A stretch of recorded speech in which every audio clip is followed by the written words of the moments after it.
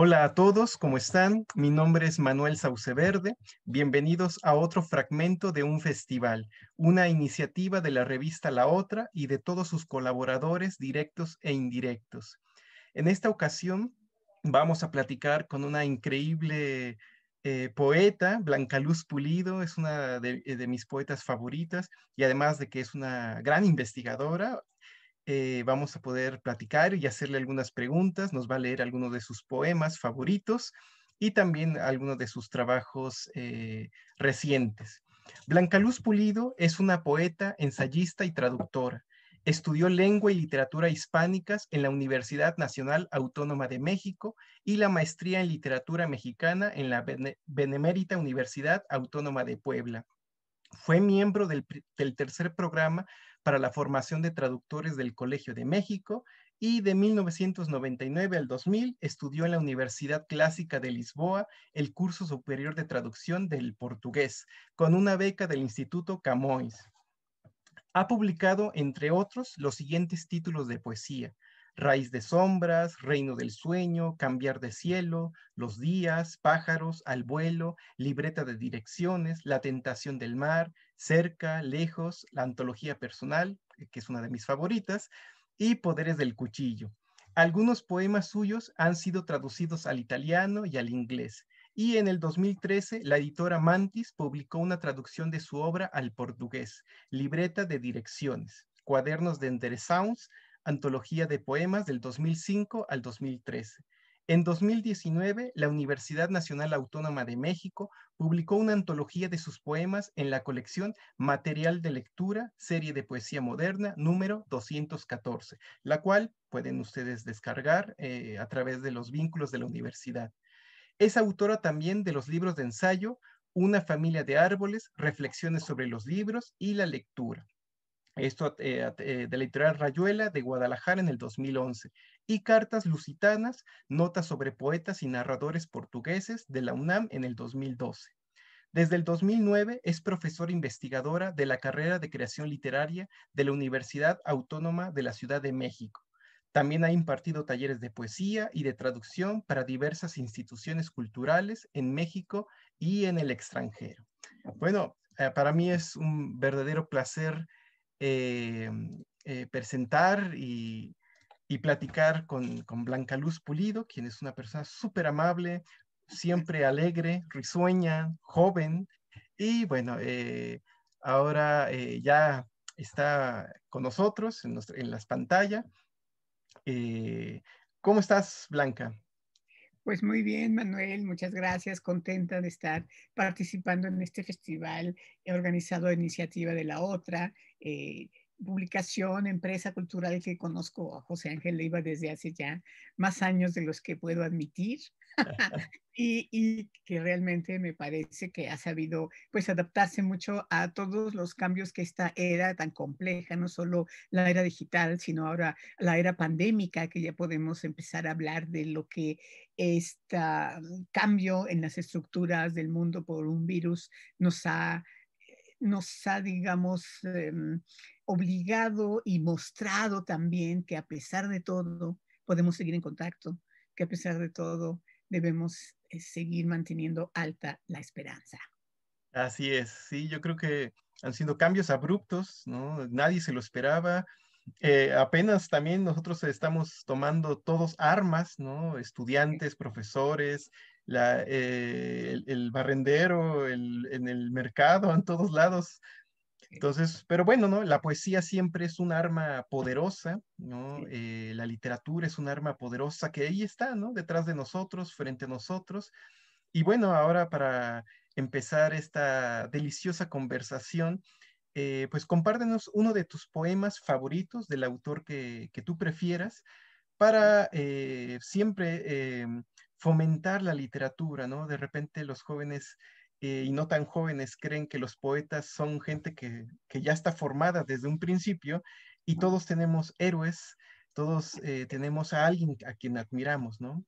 Así es. Entre mis primeros héroes yo podría mencionar antes, tal vez que a los poetas o simultáneo a los maestros de mi universidad, mi alma mater, que es la UNAM, de hecho, Entonces puedo mencionar simplemente a unos cuantos profesores sin los cuales yo no habría llegado a leer lo que he leído ni a escribir lo que he escrito, no en orden de importancia, sino en orden de que me voy acordando: el maestro José Amezcua, la maestra Dolores Bravo, a quien le mando un saludo, la maestra Margarita Peña, eh, su esposo durante un tiempo, Federico Campbell, que no fue mi maestro, pero lo cuento porque era un personaje verdaderamente importante para mí, don Federico Campbell, Germán Dehesa, Cristina Barros, en fin, esos son los maestros de los que ahorita, Antonio Latorre, Salvador Elizondo, realmente tuve maestros excepcionales. Y ellos me fueron indicando caminos y la vida me fue llevando a este derrotero hacia Portugal, país que yo admiraba, lengua que amo, el portugués. Y en el cambio de siglo estuve allí estudiando, tuve esa gran suerte. Y conocí a un poeta del cual he publicado ya varios libros aquí en México. El poeta ya es conocido, creo, de bastantes lectores, tiene varios libros publicados. Marco Antonio Campos también lo ha traducido. En fin, se llama Nuno Giudice. Este libro, Teoría General del Sentimiento, fue publicado por la editorial Trilce ya en el remoto 2001, ¿no? La primera edición. Tengo la alegría de que este libro fue el primer libro completo, no antología de Nuno Giudice, publicado en América Latina. Ya después tiene más libros en Colombia, etcétera, Nuno Giudice traducidos y publicados. Y elegí este poema que es muy hermoso, que se llama La vida. Lo voy a leer primero en portugués y luego en español. O al revés. No, creo que es mejor primero escucharlo en portugués y luego ya ver los ecos de ese idioma en el nuestro, que afortunadamente al ser las dos lenguas romances nos permite una traducción más apegada a la misma musicalidad del idioma, a las palabras mismas del poema original. A vida, as suas perdas e os seus ganhos, a sua mais que perfeita imprecisão, os dias que contam quando não se espera, o atraso na preocupação dos teus olhos e as nuvens que caíram mais depressa nessa tarde, o círculo das relações a abrir-se para dentro e para fora dos sentidos que nada têm a ver com círculos, quadrados, retângulos, nas linhas retas e paralelas que se cruzam com as linhas de mal. A vida que traz consigo as emoções e os acasos, a luz inexorável das profecias que nunca se realizaram e dos encontros que sempre se soube que seriam dar, mesmo que não se soubesse com quem e onde, nem quando. Essa vida que leva consigo o rosto sonhado numa excitação de madrugada, sob a luz indecisa que apenas mostra as paredes nuas de manchas úmidas no gesso da memória. A vida feita dos seus corpos obscuros e das suas palavras próximas. La vida, sus pérdidas y sus ganancias, su más que perfecta imprecisión, los días que cuentan cuando no se espera, el atraso en la preocupación de tus ojos y las nubes que cayeron más aprisa esa tarde, el círculo de las relaciones que se abren hacia adentro y hacia afuera de los sentidos que nada tienen que ver con círculos, cuadrados, rectángulos, en las líneas rectas y paralelas que se cruzan con las líneas de la mano. La vida que traen consigo las emociones y el azar, la luz inexorable de las profecías que nunca se cumplieron y de los encuentros que siempre supimos que se realizarían, aunque nunca supiéramos con quién, ni dónde, ni cuándo.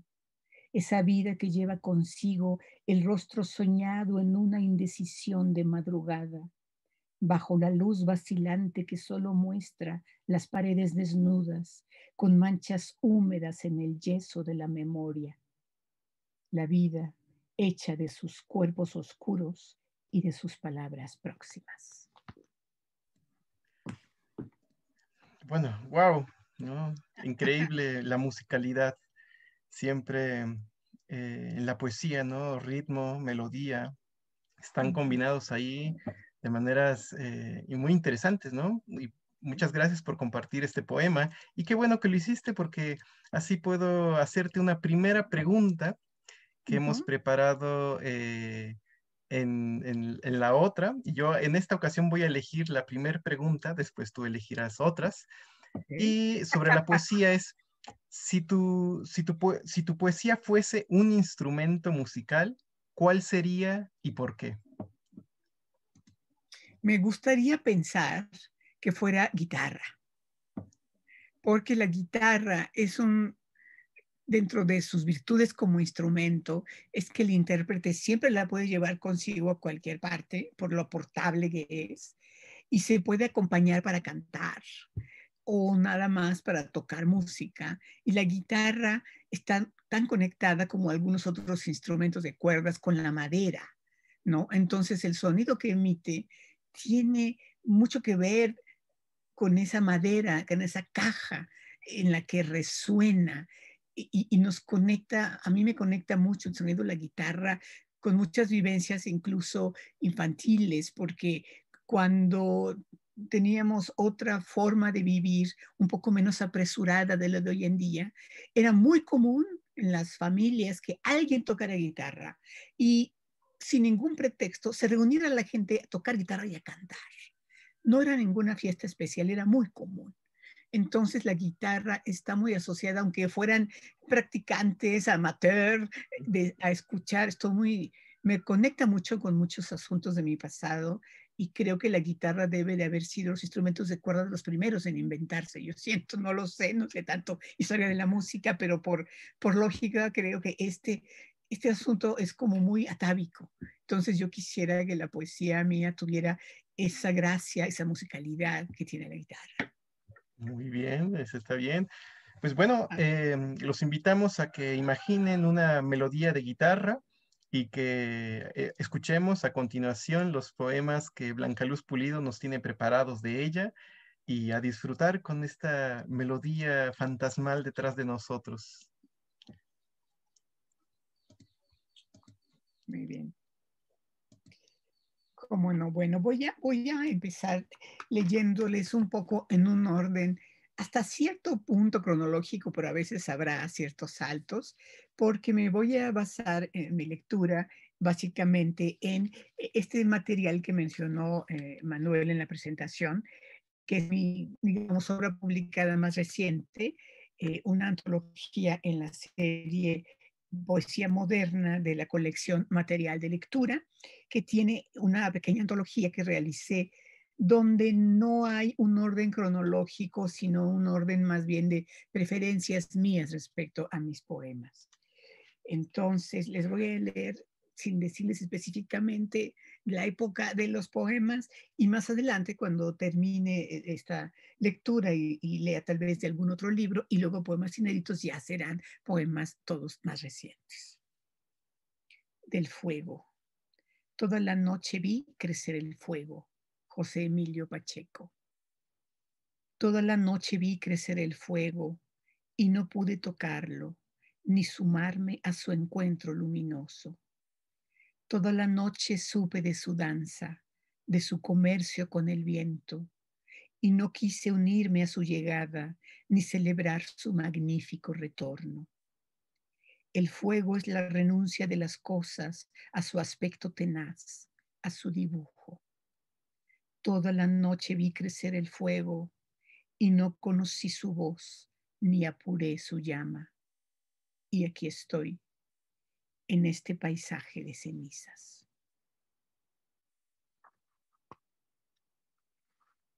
Efectos personales. Allí donde empieza o termina nuestra sombra, aparecen íntimos y ajenos, anteojos, paraguas, anillos, abrigos, corbatas, carteras, multiplicadas plumas, lápices, cuadernos, libretas, efectos personales que nos rodean con su materia nómada. Testigos de mudanzas y estaciones, son la marea que acompaña nuestro paso sublunar con término marcado. Este poema quiere ser una especie de homenaje o pequeño reflejo de un poema, no me acuerdo si es soneto de Borges, que me gusta mucho, que trata de las cosas, de las cosas. Ahora les voy a leer un poema que tengo en prosa, que a veces visito el poema en prosa, me gusta. Es sobre un tema de Torri, gran autor, otro gran maestro. Variaciones sobre un tema de Torri. Tiene un epígrafe de Julio Torri. Mi voluntad dormita bajo la superficie brillante y negra de una taza de café. Ante la primera taza de café del día, miro la columna de vapor perezoso y lento que la superficie exhala. Mi voluntad se vuelve caprichosa y la más leve ráfaga de aire la dispersa. Las formas del vapor son diversiones del azar, un azar ante el cual mis empeños pierden fuerza. ¿Y para qué? ¿Para qué esto o aquello, o ni esto ni aquello?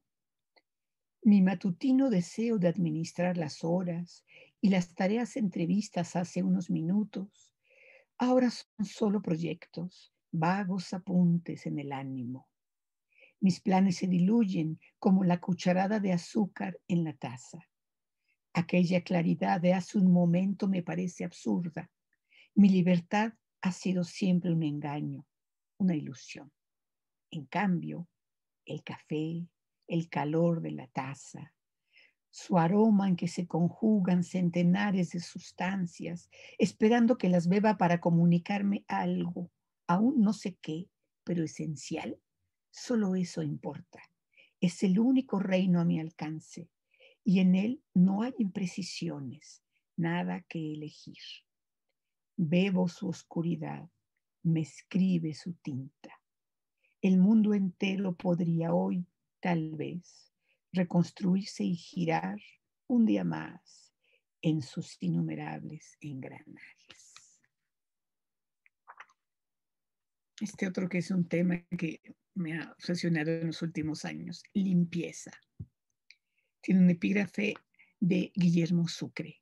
El poeta no puede más que escribir una obra fragmentaria. Esbozos, líneas, restos de inquietudes aparecen al revisar mis libros, mi casa, mis costumbres. El orden que imagino restaurar nunca ha existido. ¿Qué proyectos albergaban los desvaídos apuntes que me miran como saliendo de un sueño sin sentido? Deshago telarañas y cuadernos. Escribo entre fragmentos que me olvidan y olvido. Y este olvido me trae a la memoria un poema que escribí. De la memoria tengo varios poemas, pero ahora quiero recordar uno que le escribí a Eduardo Chirinos, un gran amigo poeta que yo quise mucho. Y claro, se me está haciendo. Olvidé en qué libro estaba. Entonces voy a leer otro que se llama Cielo de Cables. De todas maneras, ahorita leo el de Eduardo porque no lo voy a dejar así, nada más mencionándolo y sin leerlo. Cielo de cables. Abriendo la mañana, las calles aún desprovistas de carros y peatones, los pájaros como únicos usuarios del tiempo y de las ramas, alzo la vista y me sorprenden los cables de luz tendidos en el aire. Maraña negra, cabellera tendida que nos apresa en sus nudos, tramos solos, tramos enredados, cada día crecen las conexiones, se hacen densas. ¿Acaso nunca o en 1000 años todo sucede más despacio en los países pobres? Desaparezcan los cables de la altura para tornarse ocultos, subrepticios, subterráneos. Extraeremos tal vez, si tal día llega, su melena desigual, su impúdica confesión de algarabía, de improvisación que amenaza siempre con dejarnos sin luz cuando hay tormenta y tener que buscar a tientas las velas del último apagón, recobrando el sonido de las voces en lo oscuro, la casa de pronto ajena y otra, hasta el regreso, siempre demasiado súbito, de la electricidad. Esta especie de nostalgia de un pasado, ¿no? Creo que está bastante en mis poemas. Y ahora sí les voy a leer el de Eduardo Chirinos, que lo tengo entre ceja y ceja, que sí se puede encontrar aparte de en otro libro, en esta antología, que es hasta ahora el libro más grueso que he publicado, es una recopilación, obviamente, de poemas escritos desde 1986, desde mi primer libro, que se publicó en el Fondo de Cultura, de hecho, en 88, no en 86, hasta textos de 2013 de este libro que se llamó Cerca Lejos, de Editorial Textofilia. Entonces hice yo esta recopilación y ese poema de Eduardo Chirinos, no, de Eduardo Chirinos, que está, digamos, dedicado a Eduardo Chirinos, está en Pájaros, está en La Tentación del Mar, El Ángel del Incendio, Retrato de Viaje. Bueno, me está haciendo, habla de la memoria, debe estar en Cerca Lejos, así es. Bueno, Cerca Lejos. Despertar. Cáscara, luego voy a leer Cáscara, que es un poema que me gusta mucho también. Memoria, la mujer tortuga, botones, grieta.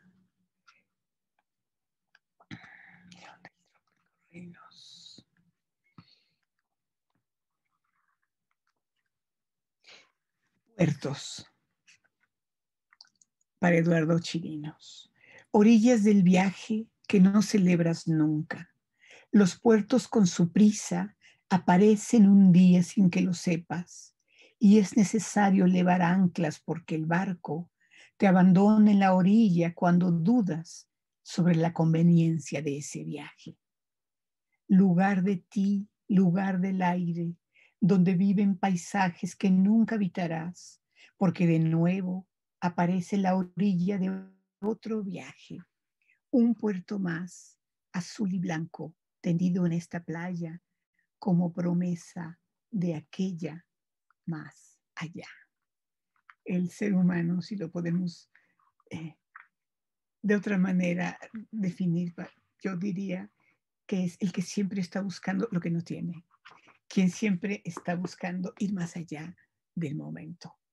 En fin, hay que disfrutar este presente, pero siempre estamos mirando esa playa, ese más allá que nos rebasa. Yo sí voy a leerles algunos poemas recientes de hace varios años, porque estoy trabajando en un libro. Este fue motivado por una exposición maravillosa que hubo en San Ildefonso sobre el arte chino, paisaje chino. Más allá de lo que puede verse en el paisaje, late un blanco espacio, ese que los chinos elegían no representar en la parte de sus cuadros donde la tierra termina.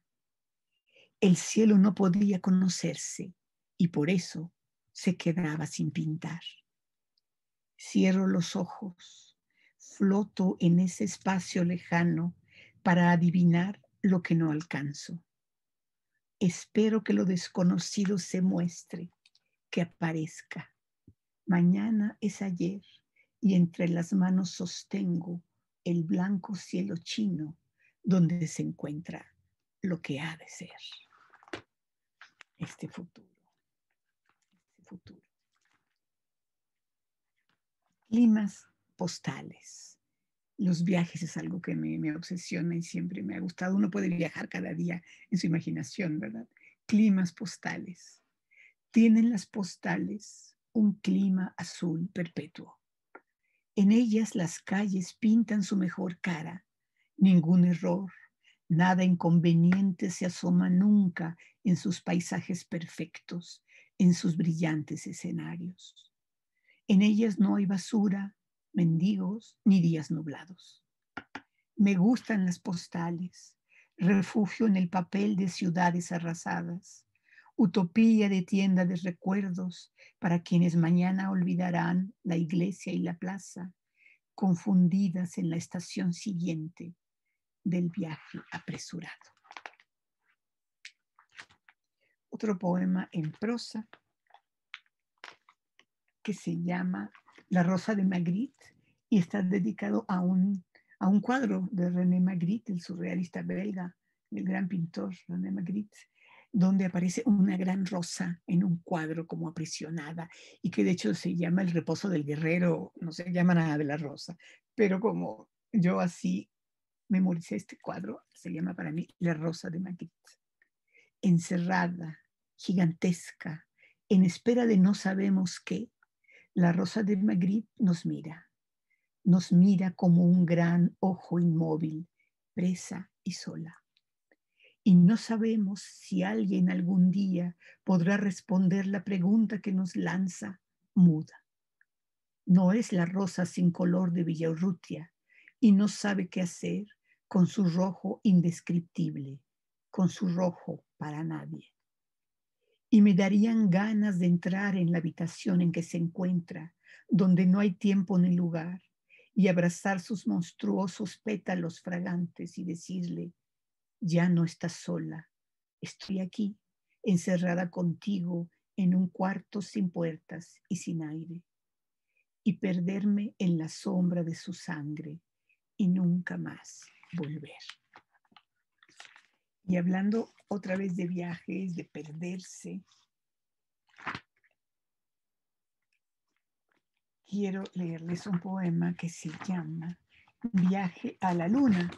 Es un poema un poco largo, no mucho. En ventaja, para ventaja, no son muy largos sus versos. Es un poema especial que tiene mucho tiempo que lo escribí. No lo he publicado, es de esos poemas que les cuento que están sin publicar aún. Pero tiene un cierto aire juguetón que ahora que me parece que fue el año pasado que se conmemoró no sé qué aniversario de la ida a la luna. Entonces, algunas ideas, otros poemas que tenía sobre la luna confluyeron finalmente en este. Viaje a la luna. No iré a la luna nunca. Del lecho de sus mares secos, nunca tendré una mínima roca. Nunca sabré si pesan en mi mano lo mismo que las piedras de la tierra. Conozco los nombres con que los astrónomos han decidido bautizar sus accidentes. Mare tranquillitatis, mare cognitum, mare vaporum, mare serenitatis. Yo, en cambio, vería en ella el mar de la inquietud, la llanura del insomnio, el río de la noche, la cordillera de los sueños. Sin derecho al viaje, soy un polizonte de las naves espaciales y paseo dormida o despierta por el mar de la serenidad o el cabo de los sobresaltos y otros sitios que son mejores en la luna que aquí abajo. Salto de la almohada directo hacia ella y de cualquier segundo distraído atrapado en las manecillas del reloj también. Lo que me transporta no es de metal, ni requiere combustible. Mis viajes no aparecen en las noticias, no alcanzarán una palabra en el diario más ínfimo. Muchos días me pierdo en alguno de sus mares. Aquí abajo se quedan esperándome justo donde aparezco, ahí donde no estoy. Hay libros que he perdido porque huyeron a algún estante de las vagas bibliotecas de la luna esperando mi llegada. En mi pared hay un mapa de la luna. Cerrando los ojos, apunto a un sitio en él y decido que un día he de nacer allí y entonces podría mirar de lejos mi país y mi casa y mi calle y cuanto me rodea, árboles, casas, el campo y las montañas, y mirar desde lejos tsunamis y tifones y a todos los humanos que anegan esta casa que es la tierra. En la silenciosa superficie de la luna, quizás sentiría nostalgia de la tibia sangre de mis venas y diría, qué hermosa se ve la tierra desde lejos. Entonces tendría tiempo para todo lo que no puedo nunca hacer. Años enteros para leer todos los libros que descuidados hoy por los afanes terrestres languidecen en mis libreros. Siglos para mirar, milenios para considerar las hormigas, las aves, las piedras y la nada. Entonces, junto a mis lunáticos compañeros, como yo, azules y fríos, miraría con calma la lejana tierra desde los desolados, hermosos y secos mares de la luna. Y es un poema un poco fantástico y ahora un poema bastante diferente que se llama Destierro, que reflexiona un poco sobre el idioma, sobre nuestro lenguaje, sobre cómo se ha empobrecido. Ya no digo más, destierro. Muy lejos, no sé dónde, en qué rincón languidecen, íngrimas, solio, feraz, blandengue, expolio, aburridas con tirria, befa, mofa y descalabro. Nadie se arredra para apartarlas, como apestadas lucen el polvo entre sus sílabas canas, enmohecidas. Ya pocos sacan de su encierro a Ofidio, Pórfido, Lábaro, pocas veces cíngulo ciñe, olvidados cántaro, alabastro, palio, historia remota opalescente, inmarcesible, desastrado. Por las noches se dan cita en las páginas de provectos diccionarios que antes pródigos, altivos, ahora caminan soturnos al anaquel de lo inservible. Avalorios moribundos en el talud del tiempo, afónicas y agónicas pedrerías para nadie. En fin, estos temas del lenguaje también, me parece que todavía tengo un poco de tiempo para leer otro poema que de alguna manera se refiere también a asuntos no de vocabulario un poco como este que les acabo de leer, uno que se llama pasiva activa. Uh-huh. No, mejor voy a leer otro. Cambié de opinión. Uno que está inspirado en fragmentos, tiene como metido en el poema algunos versos de un poema, fragmentos de un poema de Nezahualcóyotl. Y esto viene mucho a colación con lo que estamos viviendo y con lo que es la vida siempre. Arco en el aire, no para siempre aquí. Digo esto apenas, y un viento que llega no sé de dónde desdibuja mis líneas, vuelve ceniza el tacto. No para siempre en la tierra. Vuelvo la mirada. La tierra se dispersa en polvo donde antes montañas se elevaron. Aunque sea de jade, se quiebra. Una vasija brillante rueda entre cabezas, rota. Aunque sea de oro, se rompe. Sepultados andan los sueños, esperando al sol. Aunque sea plumaje de quetzal, se desgarra. Solo las aves cruzan en medio del fin, alzan el vuelo y algo dentro de mí vuela con ellas. ¿Acaso de veras se vive con raíz en la tierra? Alto en el cielo, ser como las nubes sin preguntas ni deseos. Tendremos que desaparecer. El paisaje, las flores, los pájaros, el oro, todo el jade y piedras, plata, resplandores, nosotros, cada sueño, solo en la memoria hay arco en el aire. Nadie habrá de quedar. La huella de los cantos, los pétalos ya secos de las flores se esparcen, ya no alegran, no para siempre aquí. Es un poco nostálgico este poema, pero como último les voy a leer, último, un poema que se llama, que también está basado de alguna forma en una especie de cuadro. No es un cuadro real, pero es un cuadro que todos hemos visto o imaginado o visto en la realidad. Una mujer que se peina, retrato. Que peina y peina la mujer que sus cabellos peina. Peina el tiempo entre sus dedos, peina el día o la noche. ¿Acaso de niña peinaba pensamientos sueltos que por primera vez surgían del movimiento de sus dedos?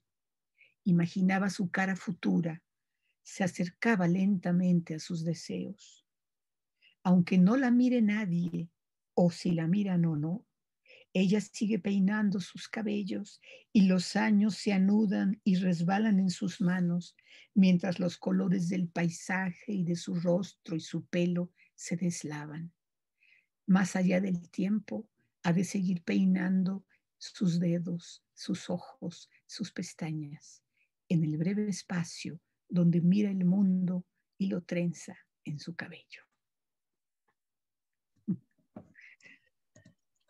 Pues es increíble todo lo que nos has compartido, es impresionante, ¿no? Hemos pasado por muchísimos lugares, desde la luna hasta un paseo en la memoria y desmemoria y estos laberintos que es el recuerdo.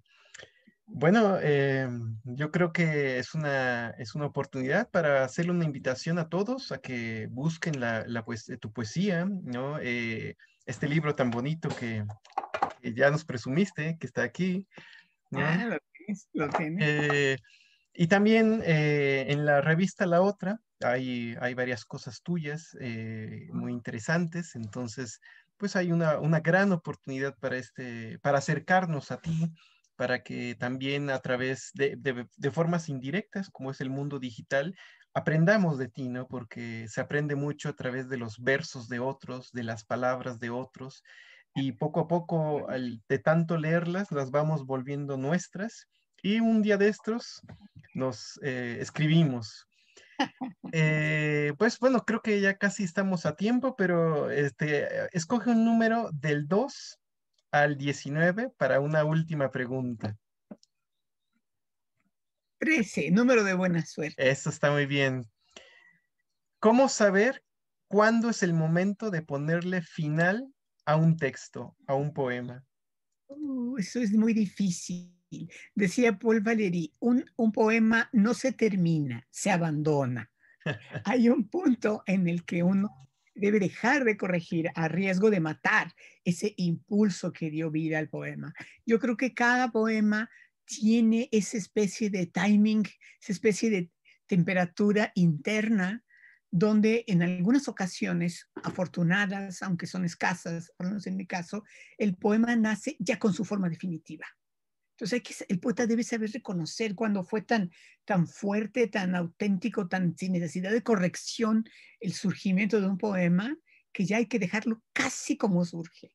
Ahora, en otras ocasiones, al contrario, un poema se va haciendo por fragmentos en diferentes días, uno lo deja descansar, lo vuelve a leer, no, todavía no, le corrige, lo vuelve a guardar, así. Y luego hay poetas, Octavio Paz es uno de ellos, me parece que Pachenko, que no estoy segura, pero Paz sí, de un poema a otro, el mismo libro, que es total, muy distinto de una versión a otra. Entonces la pasan haciendo versiones infinitamente.